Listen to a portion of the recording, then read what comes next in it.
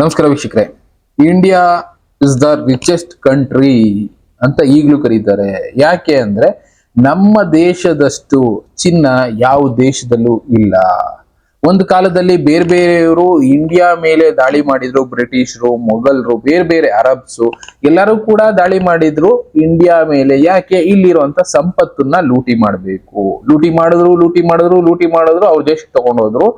ಇನ್ನೂ ಕೂಡ ಭಾರತದಲ್ಲಿ ಅಷ್ಟೊಂದು ಸಂಪತ್ತಿದೆ. ಇವಾಗ್ಲೂ ಕೂಡ ಪ್ರಪಂಚ ಪೂರ್ತಿ ಹುಡುಕೊಂಬರೋದಾದ್ರೆ ಅಮೆರಿಕ ದೊಡ್ಡ ಶ್ರೀಮಂತ ದೇಶ ಅಂತ ಕರೀತಾರೆ. ಅದನ್ನ ಬಿಟ್ಟು ಇನ್ನು ರಷ್ಯಾ ಶ್ರೀಮಂತ ದೇಶ, ಜಪಾನ್ ಶ್ರೀಮಂತ ದೇಶ ಎಲ್ಲ ಮಾತಾಡ್ತೀವಿ. ಆದ್ರೆ ಒಂದು ಫ್ಯಾಕ್ಟ್, ಒಂದು ಸತ್ಯ ಏನ್ ಹೇಳುತ್ತೆ ಅಂದ್ರೆ ಭಾರತದಷ್ಟು ಶ್ರೀಮಂತ ದೇಶ ಪ್ರಪಂಚದಲ್ಲಿ ಯಾವುದೂ ಇಲ್ಲ. ಈ ಸತ್ಯ ನೀವು ಆನ್ಲೈನ್ ಅಲ್ಲಿ ಹೋಗಿ ಹುಡುಕಿ ಸಿಗುತ್ತೆ. ಇಲ್ಲಿ ಕಾಣಿಸ್ತಾ ಇರ್ಬೋದು ಗೋಲ್ಡ್ ಹೋಲ್ಡಿಂಗ್ಸ್ ಇನ್ ಇಂಡಿಯಾ ಅಂತ ನಾನು ತೋರಿಸ್ತಾ ಇದ್ದೀನಿ. ಇದ್ರಲ್ಲಿ ಏನ್ ಹೇಳುತ್ತೆ, ಭಾರತದ ಹತ್ರ ಎಷ್ಟು ಗೋಲ್ಡ್ ಇದೆ ಗ್ರಾಫ್ ಅಂತ ತೋರಿಸ್ತಾ ಇದೆ. 23,000 ಟನ್. ಬಟ್ ಆದ್ರೆ ಲೀಗಲ್ ಆಗಿ ವರ್ಲ್ಡ್ ಎಕನಾಮಿಕಲ್ ಸರ್ವೆ ಪ್ರಕಾರ ಹೋಗೋದಾದ್ರೆ ಗೋಲ್ಡ್ ರಿಸರ್ವ್ ಹುಡ್ಕೊಂಡು ಹೋಗೋದಾದ್ರೆ ಯುನೈಟೆಡ್ ಸ್ಟೇಟ್ಸ್ ಅಂದ್ರೆ ಅಮೆರಿಕಾದ ಹತ್ರ ಸುಮಾರು 8,130 ಟನ್ಗಳಿದೆ. ಇನ್ನು Germany, Italy, France, Russia, China, Switzerland. Bharat ಬಂದು 8ನೇ ಸ್ಥಾನದಲ್ಲಿದೆ. ಹತ್ತತ್ರ 880 ಟನ್ ರಿಸರ್ವ್ ಗೋಲ್ಡ್. ನಮ್ಮ 10 ಪಟ್ಟು ಯಾರ ಹತ್ರ ಇದೆ? ಅಮೆರಿಕಾದವ್ರ ಹತ್ರ ಇದೆ. ಆದ್ರೆ ಇದಕ್ಕೆ ಮೀರಿದ ಇನ್ನೊಂದು ಗ್ರಾಫ್, ನಾನು ಅದನ್ನೇ ಹೇಳಿದೆ ಮೊದಲೇ ನಿಮ್ಗೆ, ಇಲ್ಲಿ ತೋರಿಸ್ತಾ ಇದ್ದೀನಿ. ಒಂದು ಸರ್ವೆ ಹೇಳ್ತು ಇಂಡಿಯನ್ಸ್ ಇಸ್ ದ ರಿಚೆಸ್ಟ್. ಯಾಕೆ ಅಂದ್ರೆ ಇಂಡಿಯಾದಲ್ಲಿ ಮಹಿಳೆಯರು, ಪುರುಷರು ಎಲ್ಲ ಗೋಲ್ಡ್ ನ ಜಾಸ್ತಿ ಬಳಸ್ತಾರೆ. ಆವರೇಜ್ ಆಗಿ ಒಂದು ಸಣ್ಣ ಮನೆ ತಗೊಂಡ್ರು ಒಂದು 50ರಿಂದ 100 ಗ್ರಾಮ್ ಗೋಲ್ಡ್ ಇಟ್ಟೇ ಇರ್ತಾರೆ. ಮಿಡಲ್ ಕ್ಲಾಸ್ ಮನೆ ಅಂದ್ರೆ ಒಂದು ಅರ್ಧ ಕೆಜಿ ಗೋಲ್ಡ್ ಇಟ್ಟಿರ್ತಾರೆ. ಒಂದು ಹೈ ಪ್ರೊಫೈಲ್ ಮನೆ ಅಂದ್ರೆ ಆವರೇಜ್ ಆಗಿ ತಗೊಂಡು 2 ಕೆಜಿ 3 ಕೆಜಿ ಗೋಲ್ಡ್ ಅವರು ಇಟ್ಕೊಂಡಿರ್ತಾರೆ. ಆ ಬೇಸ್ ಮೇಲೆ ಒಂದು ಕ್ಯಾಲ್ಕುಲೇಷನ್, ಸುಮ್ಮನೆ ಒಂದು ರಫ್ ಕ್ಯಾಲ್ಕುಲೇಷನ್ ಮಾಡಿ ಹೇಳಿದ ಸರ್ವೆ ಏನ್ ಹೇಳ್ತು, ಇಂಡಿಯಾ ಹ್ಯಾವಿಂಗ್ 11% ಅಂದ್ರೆ ಹತ್ತತ್ರ 11% ಪೂರ್ತಿ ಭೂಮಿ ಮೇಲಿರೋ ಎಲ್ಲಾ ದೇಶಗಳಲ್ಲಿರುವಂತ ಗೋಲ್ಡ್ ನ ಲೆಕ್ಕ ಹಾಕೊಂಡ್ರೆ 11% ಗೋಲ್ಡ್ ಭಾರತದಲ್ಲೇ ಇದೆ. ಅಂದ್ರೆ ಲೆಕ್ಕ ಹಾಕೊಳ್ಳಿ, ಯಾರು ಶ್ರೀಮಂತರು? ಅಮೆರಿಕಾದಲ್ಲಿಲ್ಲ, ರಷ್ಯಾದಲ್ಲಿಲ್ಲ, ಜರ್ಮನಿನಲ್ಲಿಲ್ಲ, ಜಪಾನಲ್ಲಿಲ್ಲ, ಇಟಲಿನಲ್ಲಿಲ್ಲ. ಭಾರತದಲ್ಲಿ 11%. ಅದು ಒಂದು ಅಂದಾಜು ಲೆಕ್ಕಾಚಾರ. 34,600 ಟನ್ ಗೋಲ್ಡ್ ಭಾರತದ ಮಹಿಳೆಯರು, ಪುರುಷರ ಮೈ ಮೇಲೆ ಇದೆ. ಈ ರೀತಿ ಚಿನ್ನನ ಪ್ರದರ್ಶನ ಮಾಡೋದಕ್ಕೆ ಹಾಕೊಳ್ತೀವಿ. ನಮ್ಮ ಆಚಾರನೋ ವಿಚಾರನೋ ಇಲ್ಲ ಇನ್ನೊಬ್ರು ತೋರಿಸ್ಕೊಳ್ಳೋದಕ್ಕೆ ಹಾಕೊಳ್ತೀವೋ. ಆದ್ರೆ ನಮ್ಮ ದೇಶದಲ್ಲಿರುವಂತ ಚಿನ್ನದ ರಿಸರ್ವ್ ಯಾವ ದೇಶದಲ್ಲೂ ಇಲ್ಲ. ಈಗಲೂ ಅದಕ್ಕೆ ನಮ್ಮ ದೇಶನೇ ರಿಚೆಸ್ಟ್ ಅಂತ ಕರೀತಾರೆ. ಎಷ್ಟು ಜನ ಬಂದು ಲೂಟಿ ಮಾಡಿ ಎಷ್ಟು ಒತ್ಕೊಂಡು ಹೋದ್ರು ನಮ್ಮ ದೇಶದಲ್ಲಿ ಚಿನ್ನದ ಪ್ರಮಾಣಕ್ಕೆ ಕೊರತೆ ಇಲ್ಲ. ಎಲ್ಲಿ ನೋಡಿದ್ರು ನೋಡ್ಬೋದು, ಚಿನ್ನ ಟಿ ಶರ್ಟ್ ಹಾಕೊಳ್ತಾರೆ. ಯಾವ ದೇಶದಲ್ಲಿ ಹಾಕೊಳ್ತಾರೆ ಚಿನ್ನದ ಶರ್ಟ್ಗಳನ್ನ? ಚಿನ್ನದ ಚೈನ್ಗಳು 2-2 ಕೆಜಿ ಚಿನ್ನದ ಚೈನ್ ಯಾವ ದೇಶದಲ್ಲಿ ಹಾಕೊಳ್ತಾರೆ? ನಮ್ಮ ದೇಶದಲ್ಲಿ ಹಾಕೊಳ್ತಾರೆ. ಸಣ್ಣ ಸಣ್ಣ ಮನೆಯಲ್ಲೂ ಕಿವಿಗೆ ಓಲೆ ಚಿನ್ನದಿರುತ್ತೆ, ಕತ್ತಲ್ ಮಾಂಗಲ್ಯ ಚೈನ್ ಚಿನ್ನದಿರುತ್ತೆ. ಯಾವ ದೇಶದಲ್ಲಿದೆ? ಅದನ್ನೇ ಹೇಳಿದ್ದು. ವರ್ಲ್ಡ್ ಪೂರ್ತಿ ಲೆಕ್ಕ ಹಾಕೊಂಡು ಬಂದ್ರೆ ಒಂದು ಅಂದಾಜು, ಅದನ್ನೇ ಯುನೈಟೆಡ್ ಸ್ಟೇಟ್ಸು, ಜರ್ಮನಿ, ಇಟಲಿ, ಈ ಕಡೆ ಫ್ರಾನ್ಸು, ಚೈನಾ, ಸ್ವಿಟ್ಜರ್ಲ್ಯಾಂಡ್ ಎಲ್ಲಾ ಲೆಕ್ಕ ಹಾಕಿದ್ರು ಆವರೇಜ್ ಆಗಿ ಒಂದು 25,000ದಿಂದ 30,000 ಟನ್ ಇಟ್ಕೊಳ್ಳಿ ಗೋಲ್ಡ್ ಇರೋದು.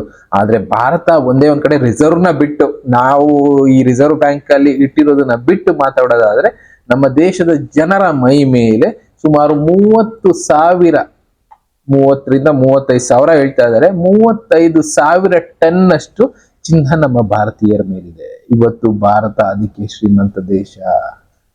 ಅದನ್ನೇ ಹೇಳಿದ್ದು, ಎಷ್ಟೇ ಲೂಟಿ ಮಾಡಿ ಭಾರತದ ಹತ್ರ ಏನೂ ಕಿತ್ಕೊಂಡು ಹೋಗೋದಕ್ಕಾಗೋದಿಲ್ಲ. ಭಾರತದವ್ರು ಸಂಪಾದನೆ ಮಾಡ್ಕೊಳ್ತಾನೆ ಇರ್ತಾರೆ. ಭಾರತ ಯಾವತ್ತು ಶ್ರೀಮಂತವಾಗಿದ್ದೇ ಇರುತ್ತೆ ಅನ್ನೋದಕ್ಕೆ ಇದೊಂದೇ ಎಕ್ಸಾಂಪಲ್. ಆದ್ರೂ ಹೇಳ್ಕೊಳ್ತೀರಾ ಹೊರಗಡೆ ಇರೋರು ಭಾರತ ಬಡ ರಾಷ್ಟ್ರ, ಭಾರತದಲ್ಲಿ ಎಷ್ಟೋ ಸ್ಲಮ್ಗಳಿದೆ. ಹಾಗೆ ಸ್ಲಮ್ ಅಲ್ಲಿರೋರು ಕೂಡ ಗೋಲ್ಡ್ ಹಾಕೊಂಡಿರ್ತಾರೆ. ನಮ್ಮ ದೇಶದಲ್ಲಿರುವಂತ ಸಂಪತ್ತು ಎಷ್ಟೋ ಜನ ಫಾರಿನರ್ಸ್ ಗೊತ್ತು. ಅದಕ್ಕೆ ಅವ್ರು ಅವಾಗವಾಗ ಬಂದು ಹೇಗೆ ಈ ತರ ದುಡಿತಾ ಇದಾರೆ, ಹೇಗೆ ಈ ತರ ಮಾಡ್ತಾ ಇದಾರೆ ಅಂತ ಹುಡುಕೊಂಡು ಇಲ್ಲಿರುವಂತದನ್ನ ತಿಳ್ಕೊಂಡು ಹೋಗಿ ಕೆಲಸ ಮಾಡ್ತಾ ಇರ್ತಾರೆ. ಲೆಕ್ಕ ಹಾಕೊಳ್ಳಿ, ಎಲ್ಲಾ ದೇಶದಲ್ಲಿರುವಂತ ಚಿನ್ನ ಒಂದು ಕಡೆ ಆದ್ರೆ ಭಾರತದಲ್ಲಿರುವಂತ ಚಿನ್ನ ಒಂದು ಕಡೆ.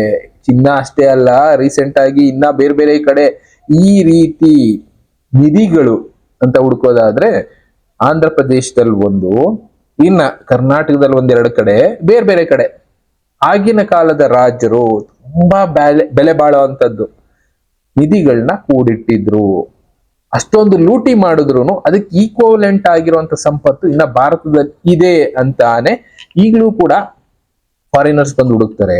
ಕಾರಣ ಒಂದೇ, ಅವ್ರು ನಂಬ್ತಾ ಇರೋದು ಒಂದೇ, ರಾಮಾಯಣದ ಕತೆಗೆ ಈ ಚಿನ್ನದ ಲಿಂಕ್ ಕತೆ ಮ್ಯಾಚ್ ಆಗ್ತಾ ಇದೆ. ಅಂದ್ರೆ ರಾಮಾಯಣ ಕಾಲದಲ್ಲಿ ನಾವು ಓದಿದೀವಿ, ವಾಲಿ ಅನ್ನೋ ಒಬ್ಬ ರಾಜ ಇದ್ದ.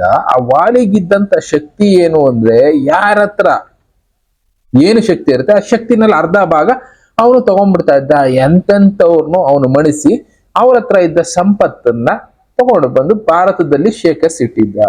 ಅದರಲ್ಲೂ ಕರ್ನಾಟಕದಲ್ಲಿ ಅವನ ರಾಜಧಾನಿ ಆಗಿದ್ದ ಕಿಷ್ಕಿಂಧೆ, ಈ ಕಡೆ ಸುತ್ತಮುತ್ತ ಕರ್ನಾಟಕ, ಬಳ್ಳಾರಿ, ಹಂಪೆ, ಈ ಸುತ್ತಮುತ್ತ ಎಷ್ಟೆಷ್ಟೋ ಸಾವಿರಾರು ಟನ್ ಗಟ್ಟಲೆ ಚಿನ್ನನ ಶೇಖರಿಸಿ ಇಟ್ಟಿದ್ದ ವಾಲಿ ಅಂತಾನೆ ಪುರಾಣದ ಕಥೆಗಳು ಹೇಳುತ್ತೆ. ಅದಕ್ಕೋಸ್ಕರ ಈಗಲೂ ನೀವು ಹೋಗಿ ಹಂಪೆನಲ್ಲಿ ನೋಡಿ ಸುತ್ತಮುತ್ತ ಫಾರಿನರ್ಸ್ ಬಂದು ಏನೇನೋ ಮ್ಯಾಪ್ಗಳು ಇಟ್ಕೊಂಡು ರಿಸರ್ಚ್ ಗಳೆಲ್ಲ ಮಾಡ್ತಾ ಇರ್ತಾರೆ. ಅಂದ್ರೆ ನಮ್ಮ ದೇಶದಲ್ಲಿರೋ ಸಂಪತ್ತು ಬಗ್ಗೆ ನಮಗೇ ಗೊತ್ತಿಲ್ಲ. ಭಾರತ ರಿಚೆಸ್ಟ್ ಅಂತ ಹೇಳ್ತಾ ಇದಾವೆ ಬೇರೆ ಬೇರೆ ದೇಶಗಳು. ಈಗಲೂ ನಾನು ಅದಕ್ಕೆ ಹೇಳಿದ್ದು ನಿಮ್ಗೆ, ಗೂಗಲ್ ಅಲ್ಲಿ ಹೋಗಿ ನೋಡಿದ್ರೆ ಭಾರತ ರಿಚ್ ಅಲ್ಲ ಅಂತಾನೆ ಹೇಳೋದು. ಆದ್ರೆ ಡೀಟೇಲ್ ಆಗಿ ಹುಡುಕ್ತಾ ಹೋಗಿ ರಿಚ್ನೆಸ್ ನಮ್ಮ ದೇಶದಲ್ಲಿದೆ, ನಮ್ಮ ದೇಹದ ಮೇಲೆ ಹಾಕೊಂಡು ಓಡಾಡ್ತಾ ಇದೀವಿ ಅಷ್ಟೇ. ಅದನ್ನೇ ನಾನು ತೋರಿಸ್ತಾ ಇರೋದು. ಅಂದ್ರೆ ಲೆಕ್ಕ ಹಾಕೊಳ್ಳಿ, ಮುಂದೆ ಒಂದು ದಿನ ಬರುತ್ತೆ ಇದನ್ನು ಲೂಟಿ ಮಾಡೋದಕ್ಕೆ ಜನ ಕಾಯ್ತಾ ಇದಾರೆ, ಬರ್ತಾರೆ. ಯಾವ್ದೋ ಒಂದು ರೀತಿ ಲೂಟಿ ಮಾಡೋರು, ಅದನ್ನ ನಾವು ಫೇಸ್ ಮಾಡ್ಬೇಕು ಅಂದ್ರೆ ನಮ್ಮ ದೇಶನ ನಾವು ಯಾವ ರೀತಿ ಸೆಕ್ಯೂರ್ ಮಾಡ್ಕೋಬೇಕು, ಎಂತವ್ರ ಕೈ ಕೊಡ್ಬೇಕು ಯೋಚನೆ ಮಾಡಿ ಕೊಡ್ಬೇಕಾಗತ್ತೆ. ಇಲ್ಲ ಅಂದ್ರೆ ಆಗಿನ ಕಾಲದಲ್ಲಿ ಮೊಹಮ್ಮದ್ ಗಜ್ನಿ ಬಂದು ಲೂಟಿ ಮಾಡ್ಕೊಂಡು ಹೋದ, ಇನ್ನ ಬ್ರಿಟಿಷ್ ಅವ್ರು ಬಂದ್ರು, ಇಲ್ಲಿರುವಂತದನ್ನೆಲ್ಲ ಕಿತ್ಕೊಂಡು ಹೋದ್ರು, ಜನರ ಹತ್ರ ಇರುವಂತ ಚಿನ್ನ ಅದು ಇದು ಎಲ್ಲ ಕಿತ್ಕೊಂಡು ಹೋದ್ರು, ಅವ್ರ ದೇಶನ ಬೆಳೆಸಿದ್ರು. ಇನ್ನ ಮುಂದೆ ಒಂದು ದಿನ ಅಂತದ್ದು ಬರ್ಬೋದು, ಯಾವಾಗ ಭಾರತದ ಹತ್ರ ಇಷ್ಟೊಂದು ಗೋಲ್ಡ್ ರಿಸರ್ವ್ ಇದೆ ಅಂತ ಗೊತ್ತಿದ್ದು ಸುಮ್ಮನೆ ಇದ್ದಾವೆ ದೇಶಗಳು ಭಾರತನ ಅವರ ಜೊತೆ ಸೇರಿಸ್ಕೋಬೇಕು ಅಂತ ಎಷ್ಟೆಷ್ಟೋ ದೇಶಗಳು ಪ್ರಯತ್ನ ಮಾಡ್ತಾ ಇದೆ. ಯಾಕೆ ಅಂದ್ರೆ ಭಾರತದಲ್ಲಿರುವಷ್ಟು ಚಿನ್ನ ಯಾವ ದೇಶದಲ್ಲೂ ಇಲ್ಲ. ಅದನ್ನೇ ಹೇಳ್ತಾ ಇದೆ ಗ್ರಾಫ್ಗಳು, ನಾನು ಹೇಳ್ತಾ ಇಲ್ಲ, ಇದು ಪ್ರೈವೇಟ್ ಒಂದು ಸರ್ವೆ ಮಾಡಿರೋದು. ಟೋಟಲ್ ಚೈನಾದಲ್ಲೂ ಇದೆ, ಚೈನಾದಲ್ಲಿ ಅಷ್ಟೊಂದು ಬಳಸಲ್ಲ, ಆದ್ರೆ ನಮ್ಮ ದೇಶದಲ್ಲಿ ಗೋಲ್ಡ್ ಬಳಸುವಷ್ಟು ಯಾವ ದೇಶದಲ್ಲೂ ಬಳಸಲ್ಲ. ಗ್ರಾಫ್ಗಳು ಯಾರು ಕೂಡ ಸುಳ್ಳು ಹೇಳೋದಿಲ್ಲ. ಒಂದು ಅಂದಾಜು ಲೆಕ್ಕ ಅದನ್ನು ತೋರಿಸ್ತಾರೆ ನೋಡಿ. ಈ ಎಲ್ಲಾ ದೇಶಗಳನ್ನ ಸೇರಿಸ್ಕೊಂಡ್ರೆ ಅಂದ್ರೆ ಸುಮಾರು ಒಂದು 8-10 ದೇಶಗಳನ್ನ ಸೇರಿಸ್ಕೊಂಡ್ರೆ ಗೋಲ್ಡ್ ರಿಸರ್ವ್ ಏನಿದೆ ಅದು ನಮ್ಮ ಭಾರತೀಯರ ಮೈ ಮೇಲಿದೆ. ಲೆಕ್ಕ ಹಾಕೊಳ್ಳಿ, ಯಾವ ದೇಶ ಶ್ರೀಮಂತ, ಅಂತ ಶ್ರೀಮಂತ ದೇಶದಲ್ಲಿ ನಾವು ಕೂಡ ಬದುಕ್ತಾ ಇದ್ದೀವಿ. ಅದೇ ಒಂದು ಹೆಮ್ಮೆ ಪಡ್ಬೇಕಲ್ವಾ. ಇಂಥದ್ದನ್ನ ಉಳಿಸ್ಕೊಳ್ಳೋದಕ್ಕೆ ಏನ್ ಮಾಡ್ಬೇಕು, ಯಾರಿಗ ಅಧಿಕಾರ ಕೊಡ್ಬೇಕು ಯೋಚನೆ ಮಾಡಿ ಡಿಸೈಡ್ ಮಾಡಿ. ಇಲ್ಲ ಅಂದ್ರೆ ಮುಂದೆ ಒಂದು ದಿನ ಬರುತ್ತೆ ಇದನ್ನ ಕಿತ್ಕೊಂಡು ಹೋಗೋದಕ್ಕೆ ಮೊಘಲರು ರೀತಿ ಬೇರೆಯವ್ರು ಬರ್ತಾರೆ, ಬ್ರಿಟಿಷರ ರೀತಿ ಬೇರೆಯವ್ರು ಬರ್ತಾರೆ ಅಷ್ಟೇ. ಈ ತರದಿಷ್ಟು ವಿಷಯಗಳು ನಮ್ ಸುತ್ತಮುತ್ತನೇ ಇದೆ, ತಿಳ್ಕೊಳ್ತಾ ಹೋಗೋಣ. ಶ್ರೀಮಂತ ದೇಶದಲ್ಲಿ ಬದುಕ್ತಾ ಇರೋದು ನಮ್ಮ ಪುಣ್ಯ ಅನ್ಕೊಳ್ಳೋಣ. ಇನ್ನ ಬೇರೆ ಬೇರೆ ವಿಷಯಗಳ ಜೊತೆ ನಾನು ಮತ್ತೆ ಸಿಗ್ತೀನಿ. Thank you, good bye.